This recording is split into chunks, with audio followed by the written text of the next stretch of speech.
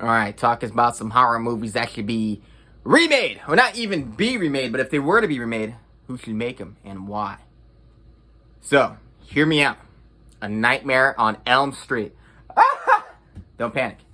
Freddy Krueger, please. Don't kill me in my sleep. No one panic. I understand the OG is a classic, one of my favorite films of all time. It suffers from budgetary stuff, so that means the visual effects are a little bit They remade it in 2010, I believe. Rooney Mara almost quit acting. I think she almost cut her head off, she said. She's like, I'm going to kill myself if I have to be in this movie any longer. That movie sucked. So take out the CGI. Who should remake it? Jackie Earl Haley was good. He's no Robert Englund. But I was thinking Panos Cosmatos.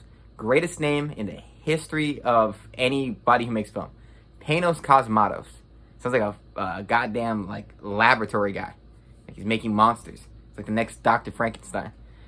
He made, what is it called? Color Out of Space. He made Mandy. He made some Black Sun movie that I haven't seen. But of those two movies, visually, this is a guy who could create a fantastic dream sequence world. I would love to see it.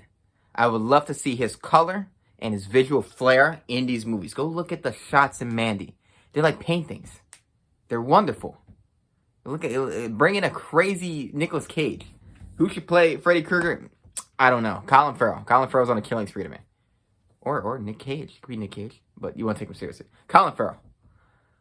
But that guy has visual flair. He dabbles in the extremes of fantasy and sci-fi.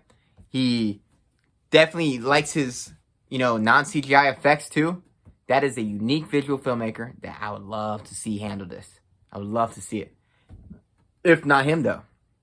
Because I feel like A Nightmare on Elm Street is going to get remade no matter what. At some point. All these old movies, Hollywood's going to regurgitate them.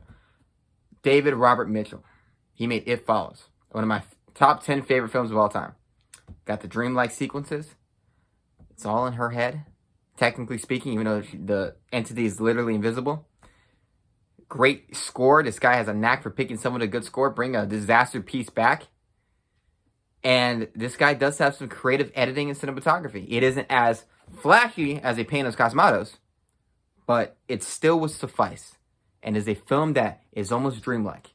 He didn't set it in any time period. That's why you have things that look like they're from the 1950s and things that look like they're from modern day, and even a cell phone thing that looks like it's from the future. This guy could set that dreamlike atmosphere to where you don't know if you're looking at a dream or not. I think Panos Cosmatos will make it very obvious that you are. But those two directors, I would love to see them tackle A Nightmare on Elm Street. When it does, inevitably get remade like everything gets remade 50 times.